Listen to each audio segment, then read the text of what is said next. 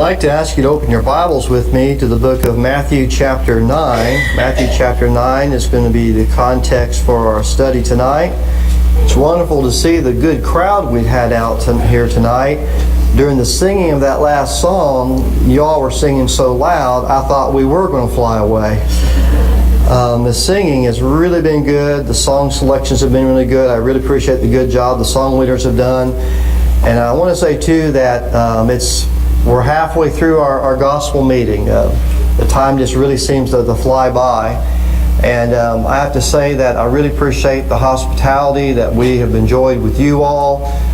It's been good to be in the house of the family members here as we visit together, the Mitchells, and good to be with the younger Mitchells tonight. And also it's good to be with Dan and with Beth. And just appreciate your hospitality. Appreciate so much more the way you all seem to treat each other as a congregation. You all truly seem to be a congregation that love each other and care about each other, and it just sees in the way that y'all interact together. It's hard to get you all out of the building when the services are over. Y'all are here after services just because you enjoy spending time together. And I'm going to tell you something. That is a strength in a congregation. And so getting to know you better has been a tremendous encouragement to me personally and to my wife. And I know the next several nights are going to go by quickly, and we'll have been here with you, and we will have been made all the better and blessed by meeting you and you now being part of our lives. Tonight I want to talk to you about a subject that is very dear to my heart, but also something that I've always found to be a challenge in my life. And that is sharing our faith. Jesus Christ, allowing us to be Christians and to wear His name and follow Him, He has given us an awesome privilege to share our faith with other people. I want you to take the term, share your faith, in the context that I mean it in. When I talk about sharing our faith, I realize that the gospel does not reside within you or within me, but the elements of the gospel is what makes up what you and I believe. And that Jesus Christ is the Son of God, and that He established His group of people that He called His church, and God's good plan of salvation, and believing and being baptized and worshiping God according to ways that gives Him pleasure and pleasing in His sight. You have so much information that you already know that you can share with people, and that's sharing your faith. That's sharing what you believe. And Philemon verse 6, the term sharing your faith is actually used as a biblical term. What's helped me to, I think, learn to share my faith more is to look at Jesus. And that's how we've begun all these lessons, going back to Matthew chapter 11, where Jesus said, Come unto me, all you who labor are heavy laden, and I will give you rest. Jesus, whenever God came down in the flesh as Jesus Christ and lived among us, and as Luke would call Him so often, the Son of Man, the Son of Man was like one of us. And he walked on where we live. He's walked in our shoes, in our moccasins. And Jesus could see people through the eyes of compassion. And He saw what people needed. He saw what they needed in their life right now. He saw what they needed for eternity. Jesus has seen heaven. Jesus has seen hell. Jesus came down and saw people were on two paths. One is narrow, one is wide. Jesus saw people through the eyes of eternity, and the eyes of love, and the eyes of compassion. Jesus has been preaching in His ministry. Whenever we look at Matthew chapter 9, this is about the second year of His ministry. He's been baptized. He's been tempted in the desert by Satan. He has preached a Sermon on the Mount. He's healed the sick and taught the lost in all the villages and cities around Galilee and Jerusalem and Judea. People of all different types of lifestyles and social economical levels have come out to hear Him, have been impressed by Him. And we see here in this context, the Bible tells us in verse 35, And Jesus went out about all the cities and villages, teaching in their synagogues, preaching the good news of the kingdom, and healing every sickness and every disease among the people. But when He saw the multitude, He was moved with compassion for them, because they were weary and scattered, and like sheep having no shepherd. Then He said to His disciples, The harvest truly is plentiful, but the laborers are few. Therefore pray the Lord of harvest will send out laborers for his harvest. The harvest he's talking about is the harvest of evangelism and saving souls. There are two words that I think scare me sometimes when we hear them. It's the word personal work and it's the word evangelism. Those are like big church words that we don't feel like we're very experienced in. Let me bring those words down to a very simple level. It's called sharing your faith. If you believe that Jesus Christ is the Son of God and you're talking to a friend or neighbor and they're not really sure that do they believe in God or believe in Jesus or believe in the Bible, could you just stand there and not say anything? Could you say that, have you ever thought about studying about Jesus or the Bible or God? Have you ever considered evidence that God does exist? We have a good preacher at our church and he would be glad to just sit down with you in an ordinary way, no pressure, and just answer your questions. I'm sure that as easy as you and I could talk about our favorite football team or our favorite basketball team, how come we can't talk about Jesus or God and the Bible? And we need to make that transition within our life. Our good brother tonight in his prayer said some very fine words, praying to reach out to the lost. I'm going to tell you right now, I've been in some congregations, they need to stop praying that prayer. You don't need to be praying a prayer to God to help us do things if you and I as a congregation are not going to practice it. But I know evangelism or sharing our faith is hard. And if this sounds a little edgy and a little challenging, that's what I want it to be, because it's always been edgy and challenging for me. Even as a preacher of the gospel, it can be difficult to talk to people sometimes.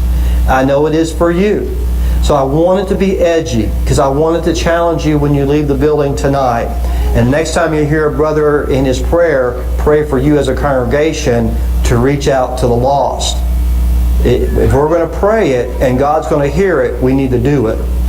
I want you to think about this for a moment, that you and I believe I'm talking to an audience of very good-hearted people, you and I already are good at sharing things. I want you to think about this for a moment, about sharing our faith and sharing God's Word with people. Let me ask you a question. If you had 20 pairs of shoes, would you give a pair of shoes to a homeless person? I had a man who had been away from the Lord for many years, came back to the Lord, made our congregation his church family, and he went on to die of cancer. A young man, probably about 35 years old. And I'm glad he came back to the Lord before he went to meet the Lord. But even outside of serving the Lord as a Christian, faithfully coming to church, I remember hearing the story of him seeing somebody who didn't have shoes. And he either went in the store and bought shoes, or he took his own shoes off and he gave them to a homeless man on the sidewalk. I don't think anybody in this room, if we knew somebody that needed shoes, we would come back to services tomorrow night and we'd bring those extra shoes to give to somebody that needed shoes. If you had 10 loaves of bread, would you give a beggar a loaf of bread? There's no doubt in my mind you would. I know that I would. If you had 5 coats, would you give a homeless man a coat? I believe you would. I believe I would too. If you believe Jesus is the Son of God, would you share your faith with a lost soul? Why is that last one so difficult for me and you when we can do the other 3 without thinking? I'm going to tell you why it's difficult. It's difficult. I've always find things that I don't do all the time to be very difficult. The more I do them, they become a lot easier.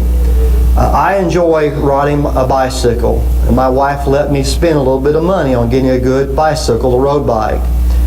And a young man at church wanted me to finally get clip-ins. That's where you lock your feet into the bike when you're cycling. And I was scared to death to get clip-ins. So I watched YouTube videos and I would just laugh. People would clip in, push their bike off, and they would flip over and fall. And I'm just like, I watched it and I thought, I'm not going to do that. I learned how to clip in and not fall over.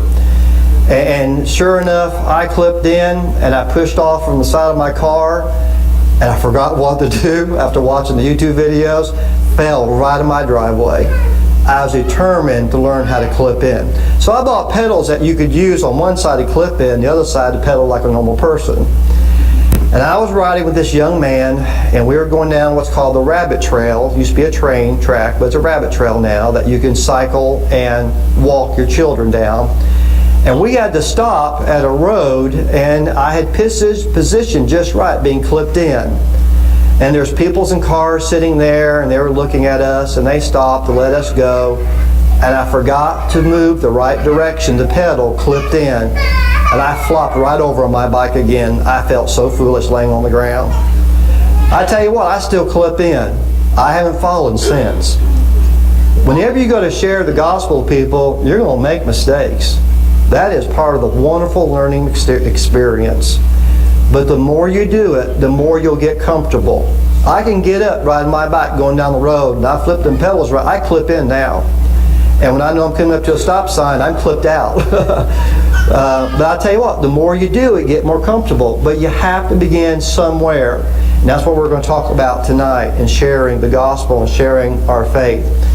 In Matthew chapter 9, in the passage that we just read, Jesus is offering us a privilege of sharing our faith and sharing the good news of Jesus Christ. And we see that when he saw the multitudes, I want you to notice on the screen a word he used I want to underline. Jesus, when he saw people, he saw that the harvest was plentiful, that there's out of the 2,000 people that he saw, he knew 200 would want to come to the gospel and be saved. Jesus knew there are people out there to be saved. But then we see on the screen, Jesus saw the reality is that the laborers are few. And I'll tell you right now, even in local churches, sometimes if we're not careful, we can get the mentality that we hire a preacher to do the evangelism for the church. That's seeing the church like a business and the preacher like an employee. I'll tell you right now, the preacher is not an employee of the church. The preacher is a minister of Jesus Christ. He works for Jesus Christ. He works for brethren. He's in fellowship with brethren in a local church. But Dan can't do my evangelism for me. Dan can't do my prayers for me. Dan can't do my good works for me. And he cannot do your works, your prayers, or your evangelism for you. And you can't do yours for him. I can't say it. You can't do it for his either. Say it that way. And I will say this. Everybody in this room can do sharing their faith differently. Dan will do it his way. I'll do it my way. You'll do it your way. It might be that all you can do is leave a tract, sit somewhere that somebody might pick up. It might be that you can invite somebody to come to a gospel meeting or just come to church. You might have somebody come over to a house Bible study somewhere. Maybe you're not ready to invite somebody to come to church.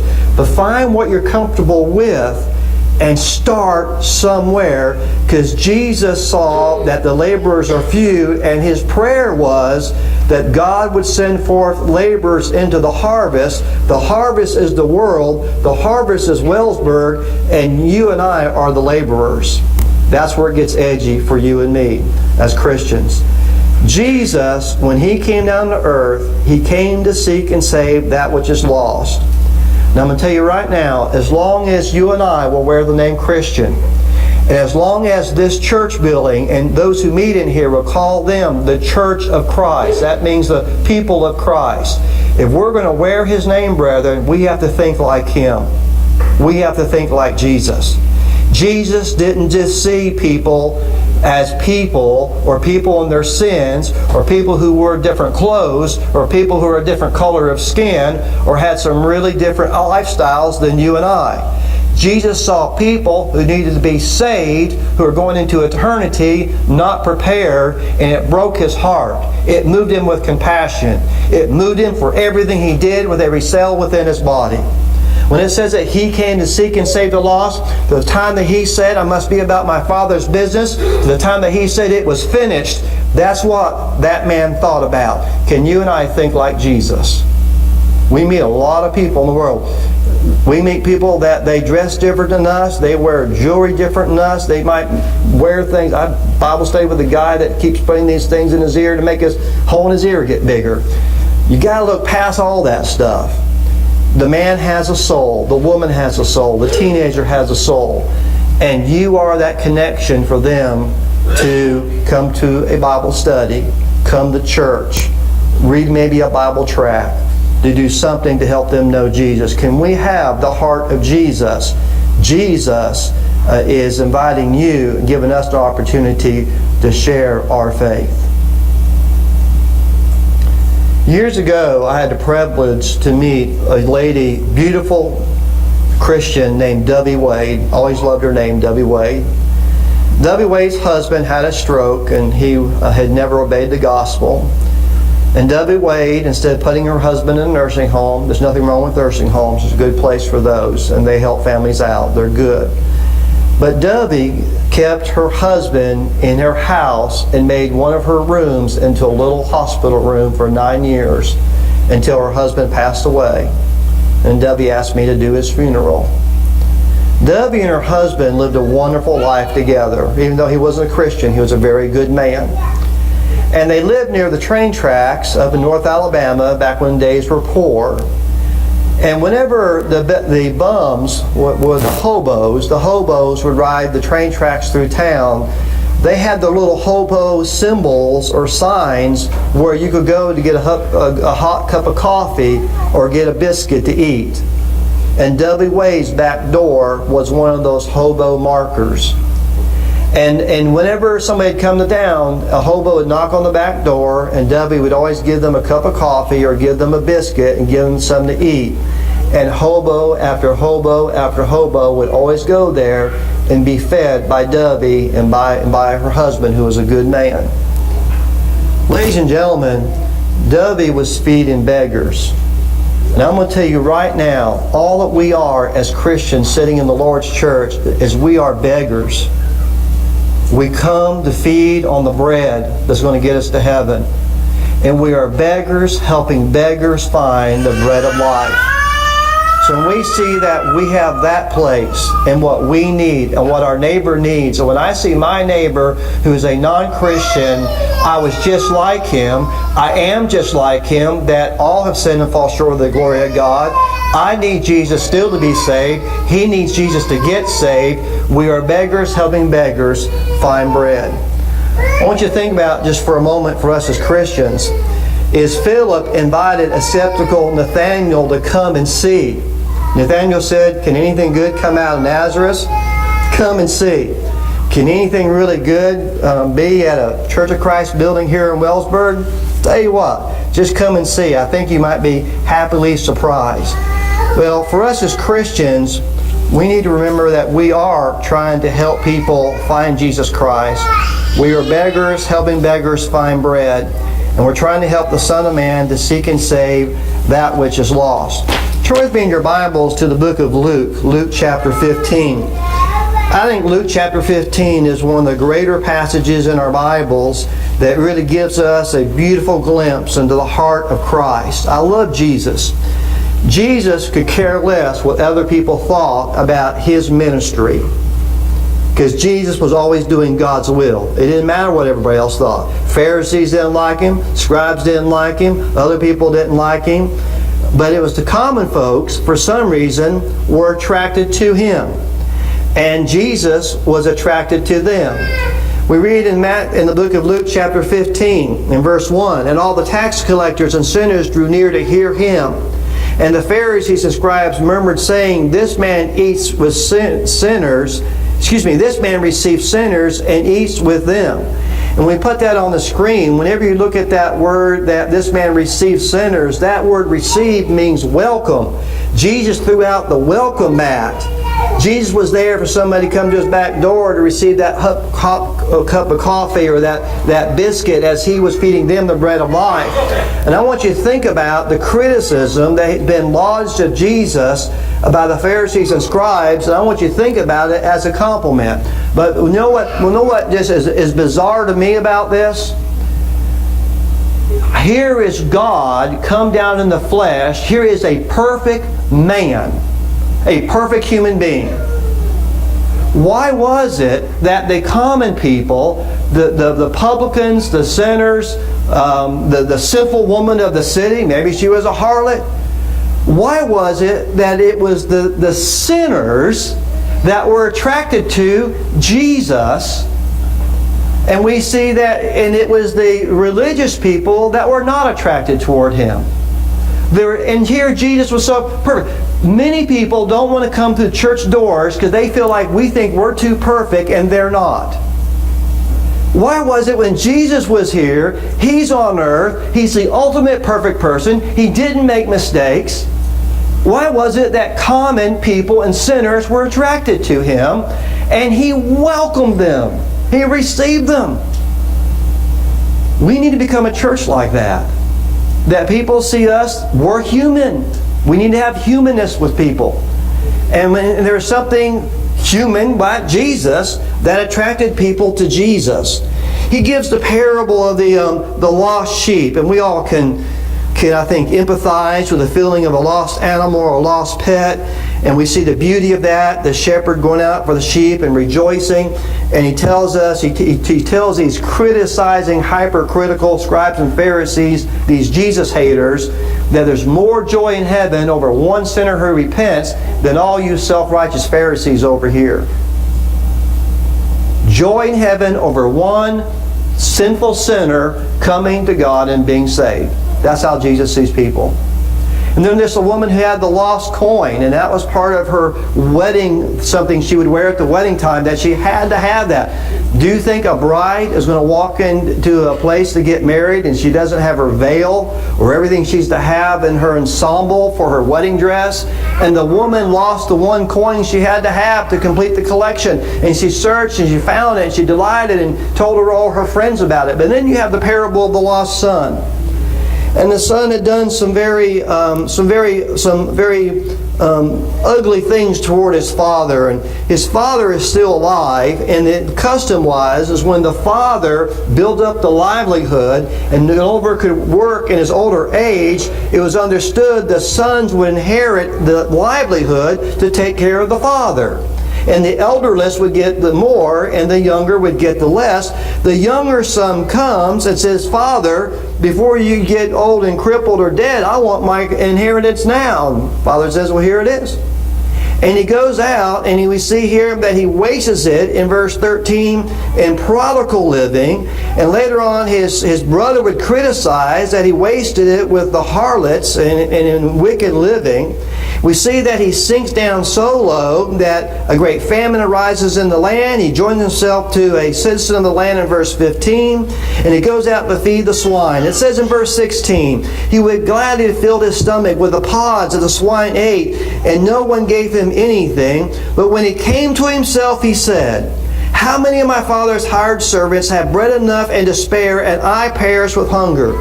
I would arise and go to my father and say to my father, I have sinned against heaven and before you. I'm no longer worthy to be called your son. Make me like one of your hired servants. Now I want you to think about how low this young man sank. This is a Jewish young man. He has committed an unthinkable act in asking for a father's inheritance before the father is elderly or dies. That'd be shocking today. And then we see he takes it. Now, the Jewish audience is like, appalled. They already greatly dislike this young man. And then he goes out and he wastes it in sinful living as a Jew. Maybe he's out with the Gentiles. Makes him even more filthier. But then he's out feeding swine during a famine, a job a Jew would not take. The swine were unclean animals. You go over and you touch a swine or eat of that made you unclean. They wouldn't eat it. Made you unclean. And then he would want to take and he'd want to eat the pods, the food, the pigs that put up against their mouth. My grandfather raised pigs. I can remember standing like this right here, looking down that pig pen. He said, you better not fall in. They'll tear you up. And it was nasty down there. It was nasty where they lived. It was nasty what they ate. And that's what this son did. And Jesus is drawing a word picture. And we see that word picture come to place in verse 20. And he arose and came to his father. And when he was still a great way off, his father saw him and had compassion and ran and fell on his neck and kissed him. If God ever took a selfie, it is right here in Luke chapter 15 and in verse 20. That is God. No Jewish father would run out to greet his son that way that did that. But our Father will. No Jewish father would fall and embrace the son on the neck and hug him and kiss him and put the ring on his finger and the shoes on his feet and a robe and clothe him and make a great banquet. But God the Father does every time. A sinner, doesn't matter how they've lived their life, is baptized in the Christ and arises up and saved by the blood of Jesus Christ. That's how God sees people. And we need to see people the same way Jesus sees people in the 3 parables that He gave in this chapter. Jesus is offering me and you a wonderful opportunity to share our faith. Now let me ask you a question. How skillful do you have to be at sharing your faith? What tools do you have to learn? What expertise do you have to have? Now I'm going to tell you right now, you already have them. God has already given you a level of ability of something you can do that's different from other people in the room, but you have to do it and use it. There was a lady who was a member of the Lord's church who was in a wheelchair and she lived in an apartment complex. And she was really good at inviting people to have a Bible study. And there was a rock band that lived on her floor that played rock music in a bar every night, and they partied, and they drank, and she went down there and she knocked on their door, and I didn't see these hippies come to the door looking at this church lady in a wheelchair, and she said, "Would you want to have a Bible study?" And they looked at each other and said, "Why not?" So she went back to church and she got the deacons, and 2 deacons went over there and showed them the Jewel Miller film strip, and baptized every one of them but one. They could not get the drummer to sit through the Bible study. He had long hair. He wore flaming red bell bottoms. And they said, "Well, let's go back and try to convert the drummer."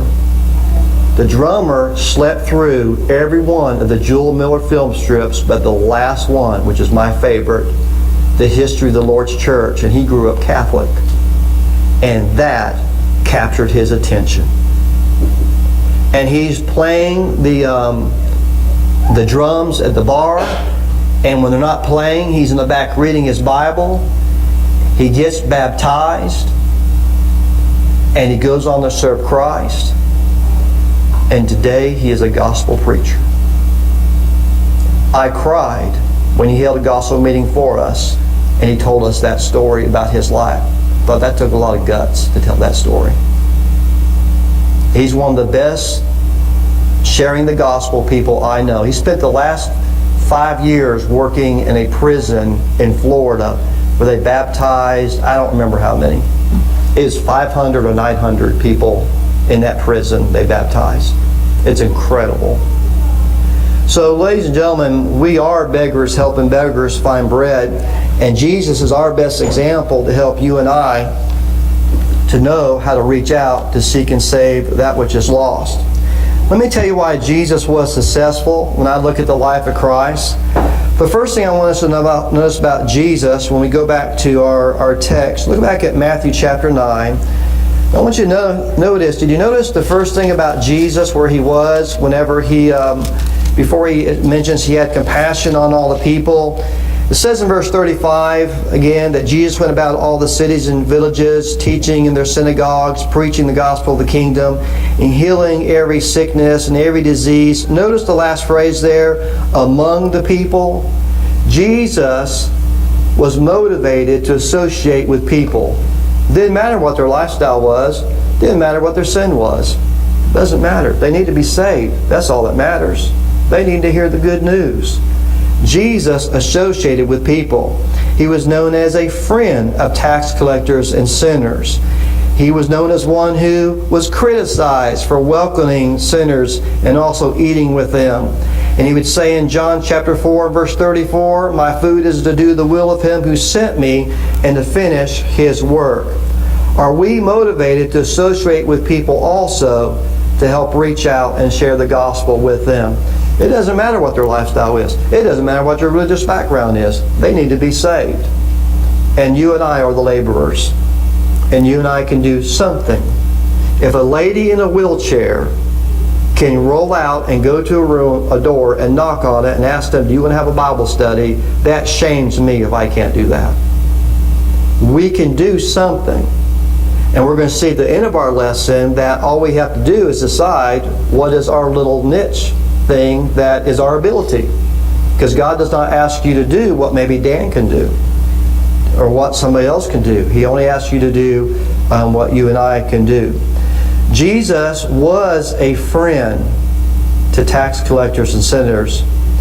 Now, for a man to have friends, he must himself first be friendly. Is there anything wrong with you being friends with somebody who's a sinner? Not when your goal is evangelism or to save them. I associate with people that I know that I have as friends or acquaintances, you might say in that way. I know they may social drink. They maybe use language that I don't use. They do a lot of things that's displeasing to God. That's why Jesus died on the cross, was to save them from the things that they were doing. And why should you and I decide who we're going to help or not going to help? So it's very permissible to be friends with anybody of any religion, of any lifestyle, if we're helping to seek and save that which is lost. Jesus was a friend to those who were the outcasts or considered the worst sinners. And again, one translation, I like how it translates that, He welcomes sinners. Number two, Jesus was motivated in our text by compassion. Now we see Him among the people at the end of verse 35. Well, what that did to Him in verse 36 is, it says that He was moved with compassion for them because they were scattered and weary and like a sheep not having a shepherd. It always saddens me to see how bad the devil can mess up people's lives and leave them out there just to rot and suffer. And we come along and we have opportunity to offer them the good life. The devil's already offered them the bad life. We have the opportunity to offer them the good life. But we have to be able to have compassion for people like that. I had a lady who was in my church office there with a friend that they used to date, and they weren't married, but they had relations. The day that he came back to the Lord, he cut all that off. They used drugs. And even after he cut all that off and he came back to the Lord, and when he came back 200%. He was a great Bible student. He waited on the Lord's table. He served as much as he could in the Lord's church, and he's still a strong, faithful Christian today. It took us 5 years to get that guy ever to come back to the Lord. You can't stop him now. But he would be outside his house, and his old girlfriend would be out there, and she would be out there, and she would want to come in and be with him if he would just pay her $15 because she wanted to buy more drugs. And he had compassion on her. And now she's sitting in my church office, and we're sitting there and we're studying with her. And she looked like somebody who used drugs. She looked like somebody that had a rough life. But then I heard the rest of her story. Whenever before she met this gentleman who was a Christian, she dated somebody and she had a child, and she was not married. The child was about 3 years old, and they were having a party out on a boat and on the beach. And she was out on the boat first, and some people wanted to come into the beach, I think to get some more beer or something, to bring it back out to the boat. And she left her little girl out there. Her little girl fell off the boat, and her little girl drowned. 3 years old. They got the little girl back in the boat, and they revived her, got her to the emergency room in the hospital. And the little girl, while she lived, she has permanent brain damage. She doesn't have control over her limbs. They stiff up, and they're kind of in strange shapes and everything like that. So I'm sitting there talking with her about the gospel with her friend, who's now a strong Christian. And she's bawling with her face in her hands that her little girl is in that condition because of decisions she made in her life. That's where the devil will take people.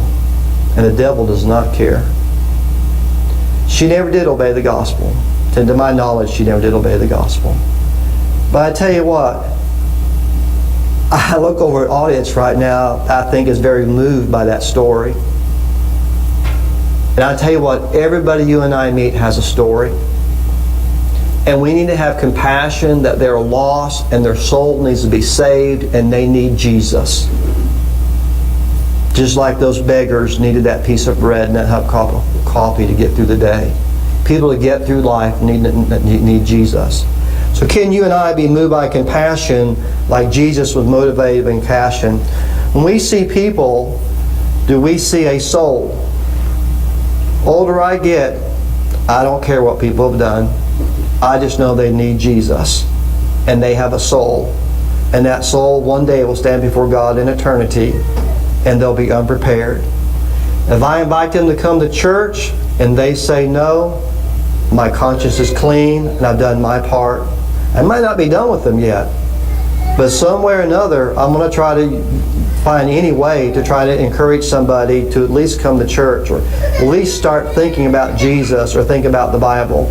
Number 3, Jesus was effective because Jesus not only associated with people, had compassion on people, but Jesus took action. I believe verse 37, verse 38 is a call to action.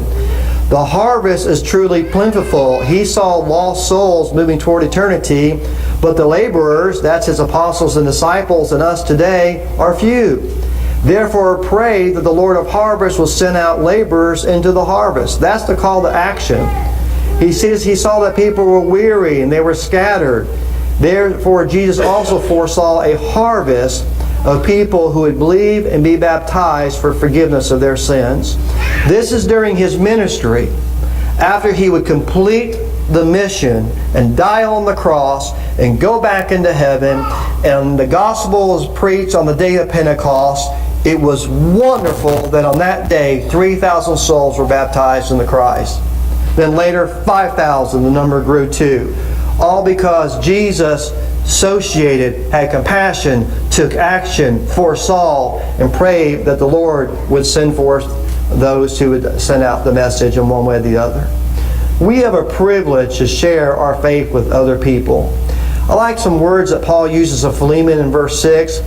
He says that the sharing of your faith may become effective for the full knowledge of every good thing for the sake of Christ. And that's the lesson I want to leave you and I with tonight in our study together, is that you and I have an opportunity to share the gospel with other people in one way or another. And let me leave you with our lesson, some ways that you can share the gospel. Number 1, you can always be a good influence by being a good example. Before I decided to preach, I would go out visiting with our preacher in a small town, much like your town here. And my neighbor was a really nice guy. He was a cool guy. He was Iranian or something like that, but he was a great neighbor, really, really great guy. And every Tuesday, I'd kind of stand on my front porch, car pulled up with the preacher, I'd jump in, we'd go visit. And this went on for a couple months, and I'm staying on the front porch, and my neighbor comes out, and he walked over and he said, what are you doing every Tuesday and going out? And I think somehow he knew we were doing church work. And I said, we're going out to visit people who are sick or maybe have been missing church, and we're trying to encourage them. He says, you're not going out to get their collection because they weren't on church on Sunday? I said, no. I said, when we go, we're not asking for their collection. He said, wow. He says, the only reason we go out on Monday is we go get people's money. And I've always felt terrible going out on money to get other people's money because they weren't there on Sunday. I said, no, we don't do that. This is the point. He saw something. This is the point.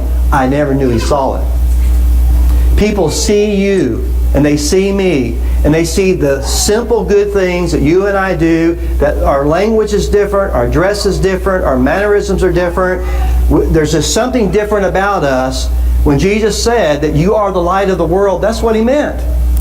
So you already are doing something by being a good influence. By, as a young person, you don't use language like other people. Or you don't, stand around to hear the rest of a dirty joke or something like that. Or even men in the workplace. I mean, that can be pretty juvenile there sometimes. And you ladies, you don't engage in things like other ladies of the world might engage in with gossipy things, or everything is so about me, or about just both men and women and young people getting involved up in worldly type of things, or worldly attractions, or what type of entertainment we choose to watch or not watch. You're already a good influence, that you're setting a good example, and that's earned you the opportunity to invite somebody to come to worship. Number 2, God will use His providence for His workers who are willing to work. In Acts chapter 8, I love that story. In Acts 8, an angel tells Philip to go down to where the eunuch is going to be. And when Philip gets down there, the Holy Spirit whispers to him, there he is, go up to the man into the chariot. And there the eunuch is there reading his Bible, reading Isaiah, trying to understand perhaps the events that happened in Jerusalem, since he'd just been there to worship. And he's reading the prophecies about Jesus' sufferings. And then Philip says, do you understand what you are reading? And the eunuch says, how can I, unless somebody explains it? And Philip said, well, do you mind if I help you out? Well, come on in the chariot. And it simply says he preached Jesus to him, and they go down the road, and the eunuch says, see, here's water right here from being baptized. Preaching Jesus means preaching water baptism, eventually. And what's great about that passage is this. You have an angel, you have the Holy Spirit, but they're not the one that went and whispered in the eunuch's ear. Somebody might say, an angel spoke to me, or the Holy Spirit told me to do this. That doesn't happen today. But I'll tell you what it does. God has His way to get a person with a message to the person that needs to hear the message. And what we see is if we have a heart willing to leave a track, give an invitation, do what we can, God's providence will open doors. Cornelius was a good man. He did a lot of good things. But then we see that an angel of the Lord appears to him and says, go send for Simon Peter, who's staying in the house of Simon the tanner, and he will come tell you of things that you must do. God still works behind the scenes today. And so if we as individuals want to use what little tiny ability we have, that's all you got to have, just a little tiny ability. You don't have to be a Dan. Or being like some big evangelism specialist. Just use what you have. God will open a door somehow for you with His providential care. Number 2, 3 kind of goes along with that. God opens doors. Paul prayed in Colossians 4 verse 3 that God would open a door for the Word of God to be effective. And we prayed that tonight in our prayers, a congregation of God's people. Are we ready to share our faith with people when God is working behind the scenes to help us? Like you all, I noticed you all had tracts made up for this gospel meeting. Good job. And you might do track after track after track, and after maybe handing out 300 tracts, you might get one person to come. That was effective evangelism. I understand if you hang 100 door hangers, that's a Bible correspondence course, maybe 10 might come back, and after you get maybe, 30 or 40 back, you might get a Bible study. But it's worth it all. A friend of mine in Greenville, South Carolina, for 5 years he talked with a co-worker about religion. The co-worker had gone back to his Episcopal church, and it was so progressive. He thought this ain't religion, and he was looking. Wasn't going to church anywhere. The man had been searching for 5 years, and for 5 years a church member invited the guy to come to church. But when he learned that we didn't sing without an instrument, he knew the singing was going to sound terrible. He just couldn't get in his head not sing without an instrument. And so finally that guy came. And the first thing he said when he sat down, he felt how beautiful the singing was. It shocked him. And he went on to study the Bible. He went on to be baptized. And today, he's been preaching the gospel for 3 years. It took 6 years to get that man in a church building. But once he got in there, he obeyed the God. He's a gospel preacher today. Don Bessinger is his name. You love Don Bessinger if you ever can meet Don. God always opens doors. And sometimes you have to work that field a little bit longer.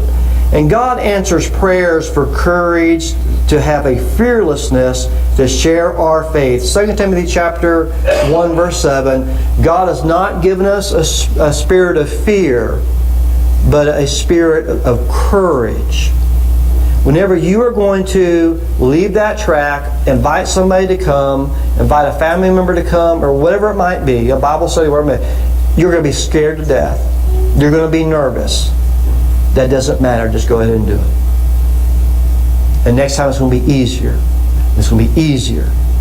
And it'll be easier each time.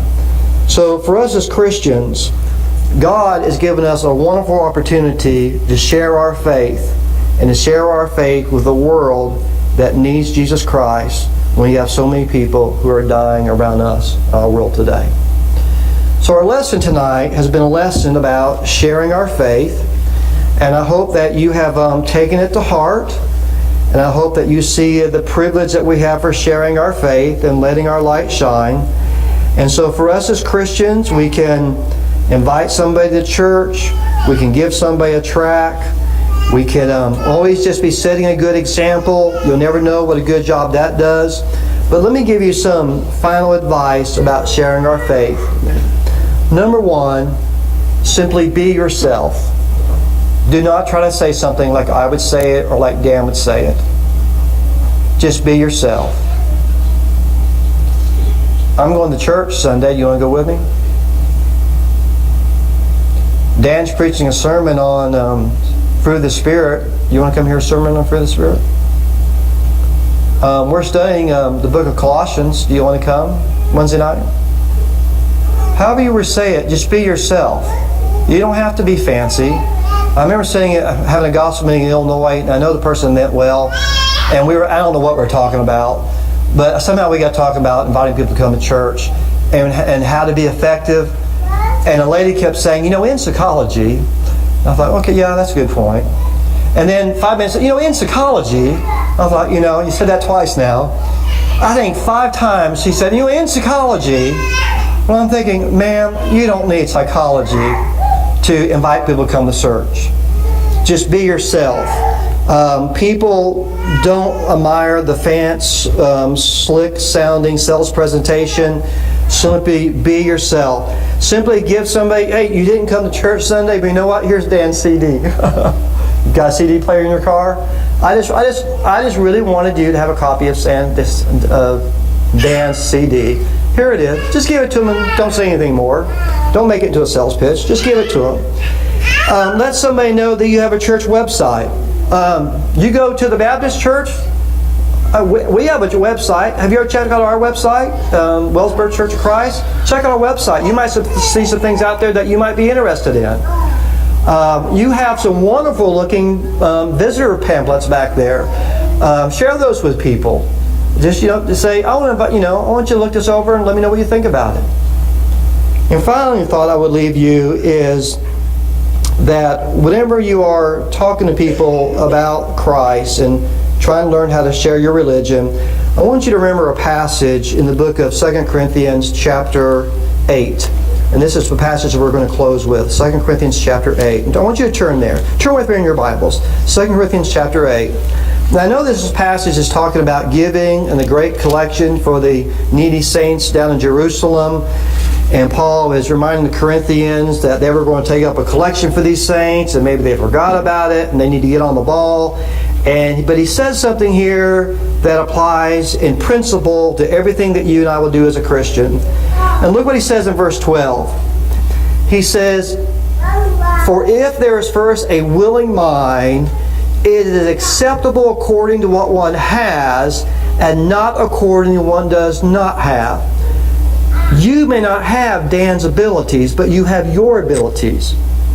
You may not have the abilities of somebody sitting next to you, but you have your abilities.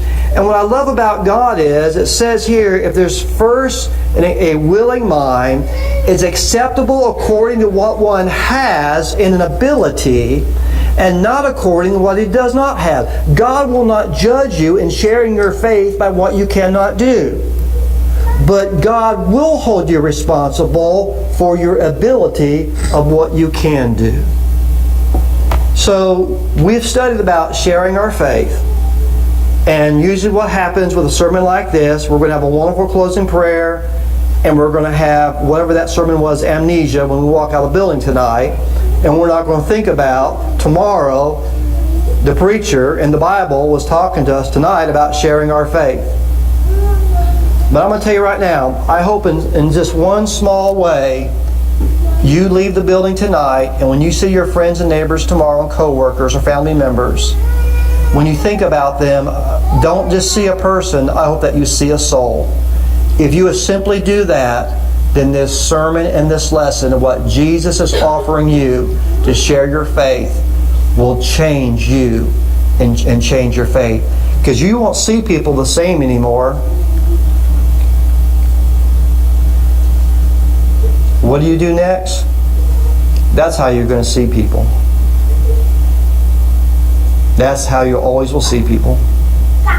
People are drowning in this world, and they're needing to be saved by something. They have no idea what it is. And if you and I saw somebody in that condition, we would in a heartbeat not hesitate, throw them a life preserver. Why is it difficult for you and I to throw them the gospel of Jesus Christ?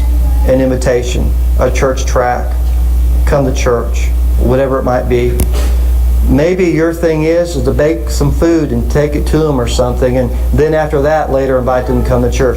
Whatever it is, Jesus says that He prayed to the Father to send out the laborers, and the laborers is not just the church of Christ, it's every member of the Lord's church. How will we answer the prayer of Jesus? That's the lesson tonight. I'll tell you right now, once you share your faith and you get a taste of that, you won't stop. It'll feel wonderful. You'll want to do it again. You'll be nervous again, but you'll still want to do it. That's what Jesus is offering us and giving us as Christians. Let's put the plan of salvation on the screen again. Maybe you're here tonight and you're not yet a Christian. Maybe you have not yet been baptized into Christ. We have a loving church family here that stands ready to help you. If you have something between you and God that's not right tonight, you have a loving church family here that's willing to pray for you, and everything can be made right tonight before you leave this building. If you need prayers for encouragement to be a stronger Christian, don't leave and walk out these doors tonight without making sure your life is right with God and you are ready to go to heaven. Make it right, make it ready. Why together we stand and sing.